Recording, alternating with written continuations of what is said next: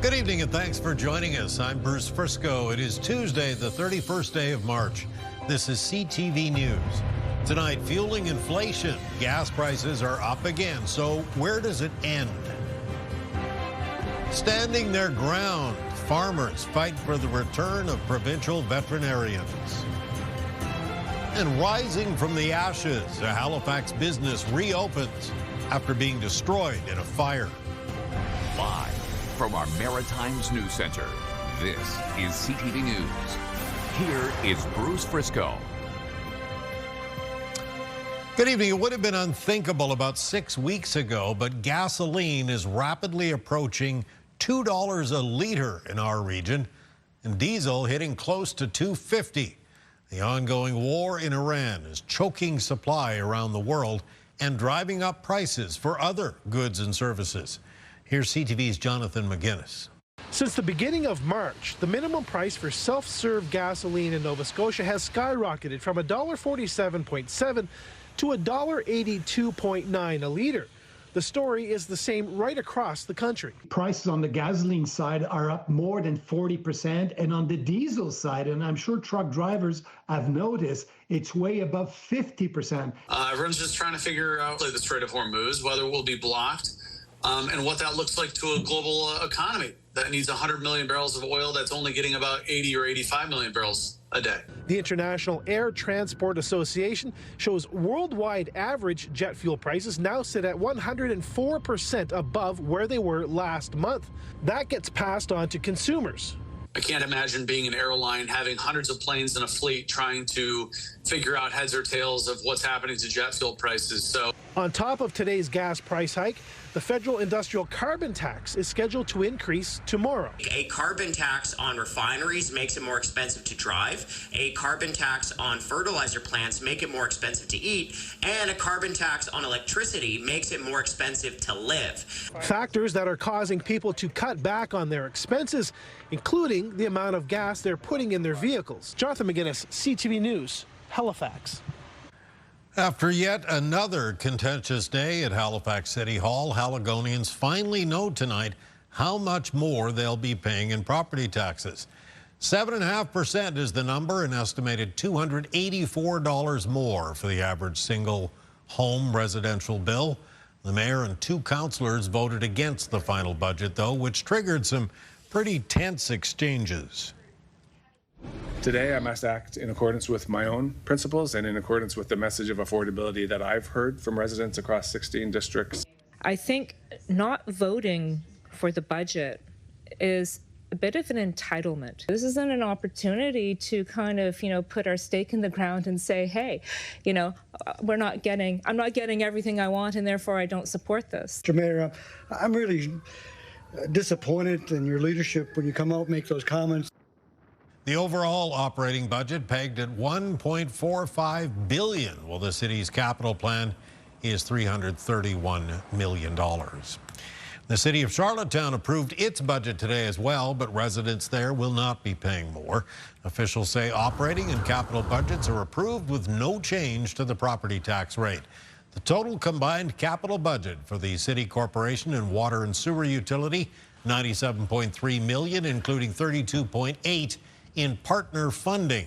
Total city and utility operating expenditures for 26-27 are $118.3 million, supporting program services and the operation of existing infrastructure right across the municipality.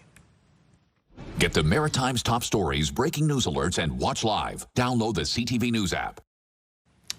Okay, just before we go any further, we'll check in with Kaylin in the CTV Atlantic Weather Center. It's been kind of a blustery day around here, and we could be in for kind of a treacherous kind of morning in some parts of the region. Yeah, not exactly a sunny start to the month of April around the Maritimes. There's some areas that are going to begin with some snow or some icy conditions around parts of the Maritimes. Snowiest conditions for communities in northern New Brunswick, where in some cases it might be around 5 to 15 centimeters of a wet snow. The amount that snow adds up could vary from surface to surface as we head towards the end of March and start of April. Of course, you do end up getting more snow melt on paved surfaces, and it can add up more on things like lawns and decks, but still the possibility of some slippery conditions because of the presence of that snow. Other parts of the Maritimes, including central and southern areas of New Brunswick, Prince Edward Island, the north and east of Nova Scotia, into a mixture of some ice pellets and freezing rain. And it might be a light to moderate freezing rain with the accretion anywhere from sort of like a thin icy glaze, maybe up to around a few millimeters. And that can, of course, create some very slippery spots, not only on parts of the roads, but things like driveways and sidewalks as well. And that's going to be, again, as I mentioned, in a band across New Brunswick into parts of Prince Edward Island and the north and east of Nova Scotia. So we have lots of warnings in effect, including an orange level freezing rain warning for northern areas of Nova Scotia, Cumberland, Colchester counties, parts of Pictou County. Another yellow freezing rain warning extends into eastern parts of that province and turns over to a snowfall warning up in the Cape Breton Highlands. The very highest elevations could pick up 20 to 25 centimeters of snow. There's also a freezing rain warning in effect for parts of central and southern areas of New Brunswick.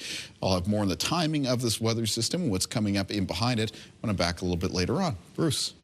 Right you are. Thank you, Kaylin. Well, a sizable house fire in Nova Scotia's Annapolis Valley today.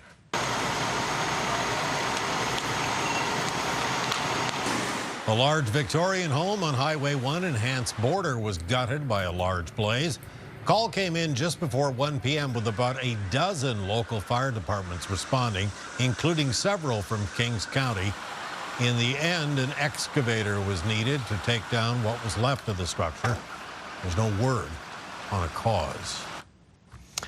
A year after his murder, police are hoping a reward will help find the person responsible for killing Cortrell Thomas. The 37-year-old was gunned down at Anaconda Place in Dartmouth on this day last year. The case has now been added to the Major Unsolved Crimes Program, which offers rewards of up to $150,000 for information leading to the arrest and conviction of the person or people responsible. Investigators are convinced there are people who have information about the matter that haven't been shared with police, and they're urging them to consider coming forward. An inmate who escaped from a New Brunswick jail in early February was back in court today and, not surprisingly, now facing more charges.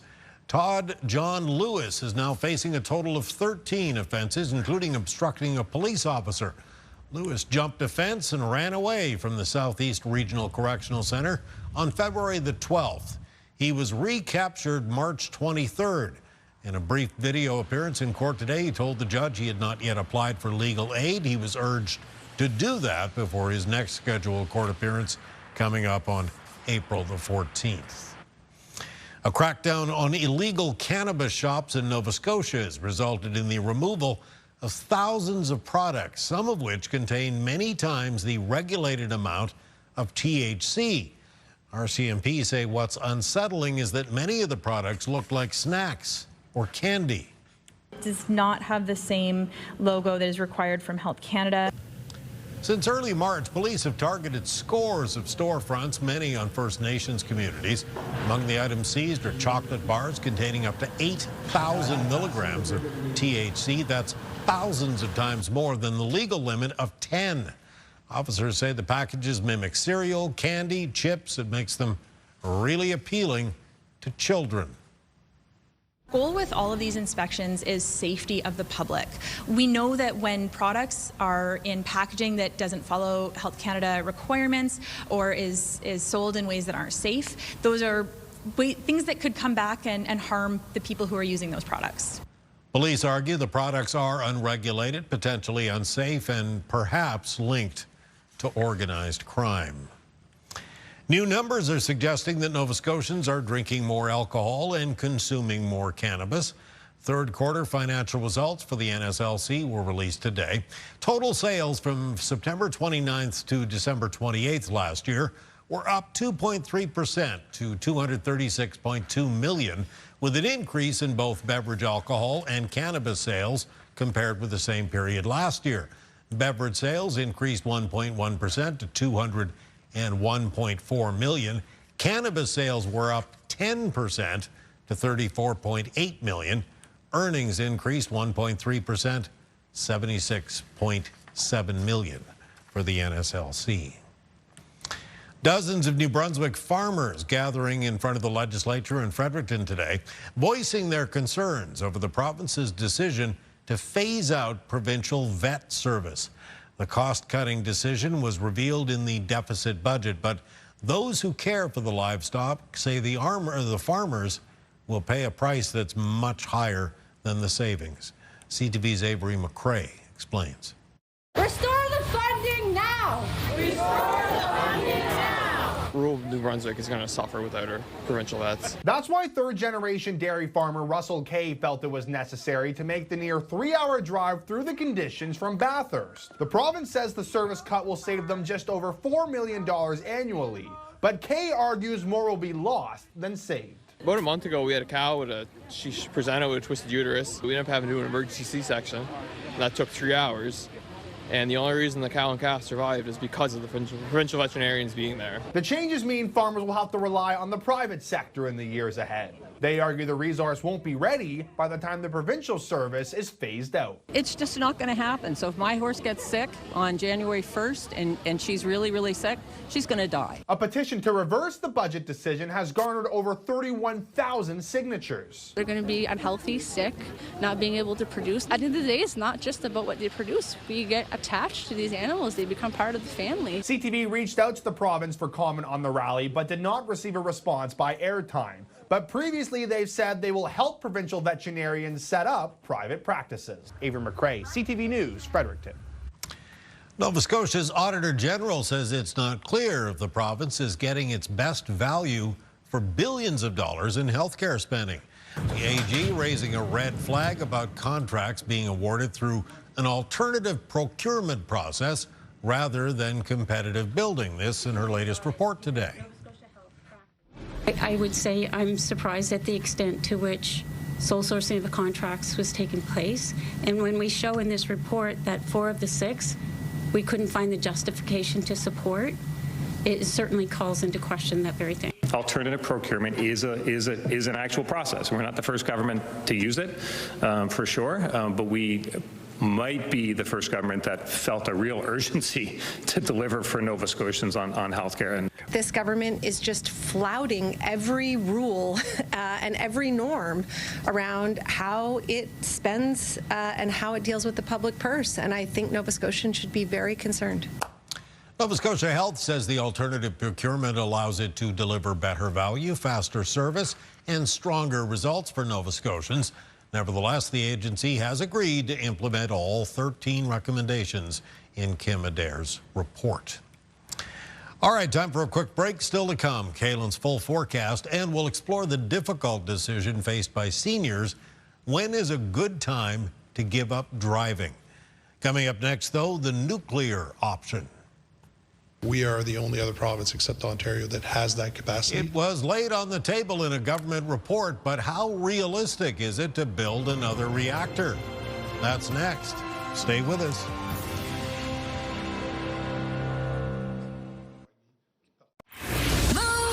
Mornings with Aaron and Peter. Win your share of $10,000 with Aaron and Peter's payroll. Register now at move100halifax.ca and listen for your name starting at 8 a.m. So there's more fallout tonight from that NB Power review we told you about yesterday, especially the idea of the utility harnessing more nuclear power. The idea of a LaPro 2 has been tossed around for years, but opinions are split on whether it would actually help ratepayers. Here's CTV's Nick Moore. Adding another large nuclear power plant at Point LaPro is one idea presented in the review of NB Power released yesterday. And Energy Minister Renee Legacy says it is an idea worth listening to. There's a lot of study to be done around, is there a demand for it? Can the risk be mitigated? But it doesn't change that when I walk around to Ontario or other provinces, we are the only other province except Ontario that has that capacity. In my mind, it potentially is a very good asset for New Brunswick. The review panel is recommending an assessment be carried out for adding an additional large-scale nuclear plant at Point LaPro. They're talking about another nuclear power plant, the most expensive source of electricity in the world. I put in 2 motions over the last couple of years to lift the moratorium on natural gas. This government voted it down twice. This report clearly says natural gas could play a major part in not so much reducing electricity rates, but I believe it would stabilize rates. The New Brunswick Conservation Council says renewable energy received some attention in the review, but deserved more. There's so much room for NB Power to be investing into renewables like solar, wind, backed up with storage to make sure that there's that reliability component for it. Legacy says the provincial government is considering everything that's been recommended by the panel and that the next steps will be revealed by the end of May. Nick Moore, CTV News, Fredericton. All right, thank you, Nick. Time for a quick little break here, but when we return, it is your complete maritime weather forecast, and it could be more than a little bit icy and snowy for some of us tomorrow. Details next. Come on back.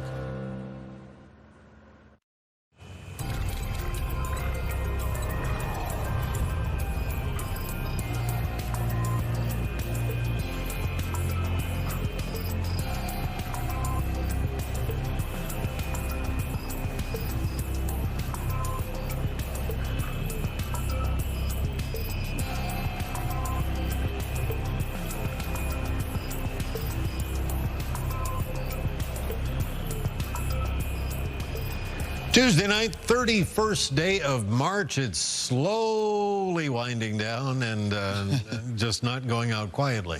Yeah, and unless you looked at the calendar, you might not pick up the difference between tomorrow's weather and some of the conditions we've seen in this March, because once again, it is going to be a little bit of a mix for the Maritimes, including some snow, some ice pellets, some freezing rain, and some rain. It's with a weather front that's extending off a low pressure system that's making its way through southern Ontario. Let's head over and take a look at our forecast timeline, sort out the conditions to start the day for tomorrow around the region. It will be a snowy start for northern areas of New Brunswick, central southern areas of New Brunswick, and through the pink colors here, that'll be a mixture of some ice pellets and freezing rain. Mostly ice pellets around the Fredericton area. Might be more freezing rain, though, for Moncton. A mixture of some snow, some ice pellets, and freezing rain for Prince Edward Island. Up west in Prince Edward Island, maybe the potential of 5 to 10 centimeters in a mix of snow and ice pellets. And then some freezing rain, a risk for northern and eastern areas of Nova Scotia, including into Cape Breton, though there will be accumulating snow up in the Cape Breton Highlands. It'll be rain down around the Bay of Fundy coastline in New Brunswick and Halifax and west in Nova Scotia. As we make our way into and through the afternoon, the precipitation basically winds down to a scattered mixture of some flurries and showers around the Maritimes. Highest chance of flurries in the afternoon will be in northern areas of New Brunswick, and the highest chance of showers will be around the Atlantic coastline of Nova Scotia. Still at risk of some patchy late freezing drizzle parts of Prince Edward Island, eastern areas of Nova Scotia, extending into Wednesday evening. Now, winds for tonight are out of the east, and they'll have some gusts of 20 to 40 kilometers per hour. For Wednesday, the winds northeast for New Brunswick, Prince Edward Island, eastern areas of Nova Scotia, and then north and northwest for central and western areas of Nova Scotia. Some gusts in a similar range, 20 to 40 kilometers per hour.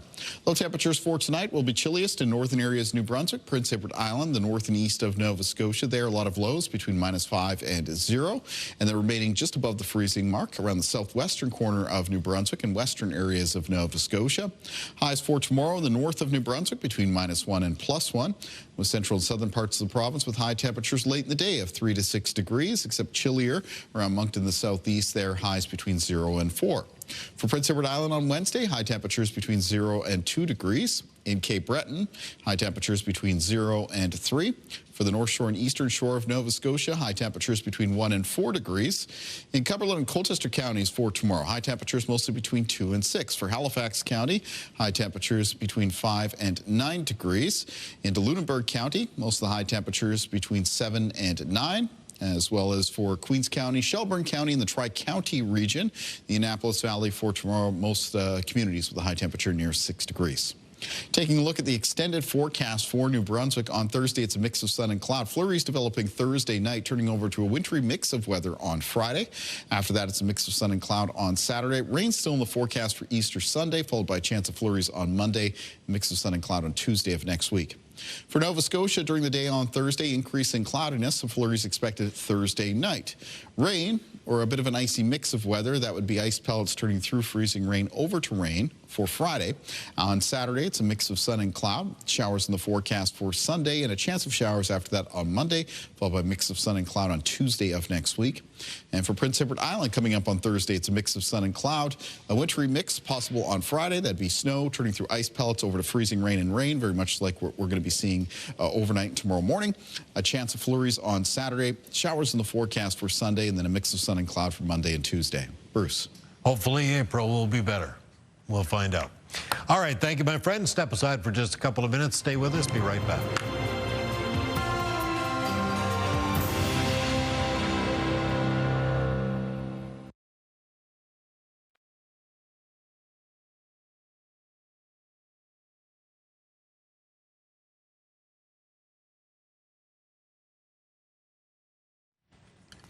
How do you know when it's time to hang up your keys for good? That's a question that many families in the Maritimes are likely considering as our population gets older. As CTV's Ryan McDonald tells us tonight, police are now offering some insight on how and when to make that choice. You don't want to know how I react. There's no age limit for testing. That's a big thing. There's a lot of myths out there. Cape Breton Regional Police shared some tips today with older drivers and their loved ones about some signs to watch out for when it comes to things like dementia and Alzheimer's or physical decline. Constable Gary Fraser gave an example of one man he recently found stopped along Highway 125. He looked like he was panicking, and just spoke with him, and he said, I don't know where I'm at. I don't know how to get around. So I called EHS. We had him assessed, taken to the hospital, and later found out he was suffering from some kind of decline. The session also offered advice on how people can handle what can in some cases be a delicate conversation. You could say, listen, I've noticed this. I've noticed that your car's come home with a dent in it. I've noticed you're missing a mirror. Don't make it about them. Make it about what you're observing. Fraser says for someone to be made to take another road test, that usually requires a medical professional or police officer to flag something of concern. So it often ends up being a judgment call made by drivers themselves or their family members. Karen Guthrow remembers the chat she had with her father. It was hard for him. He really minded the idea of it. Like you say, cut off his freedom, keep him in the house. A decision that can be difficult, even if you're making it for yourself. Ryan McDonald, CTV News.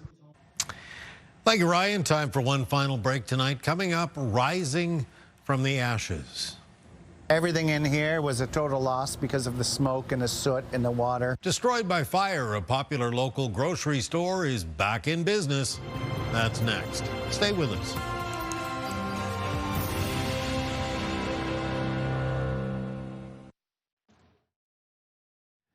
An Asian grocery store in Halifax is welcoming customers back after fire destroyed the place last year. As CTV's Vanessa Wright tells us tonight, the owners fought the odds for a second time to make their dreams a reality. Lynn Nguyen has owned this grocery store along the Bedford Highway for 5 years. I have a lot of customers on Facebook follow us, and they keep asking, when are you opening? When are you opening?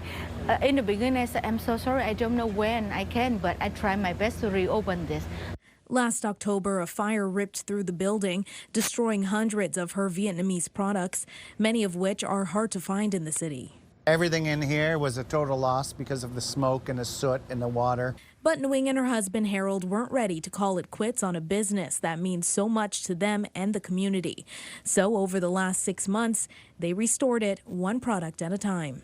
Sometimes I thought, oh, maybe I'm not able to reopen the store because so much things to do.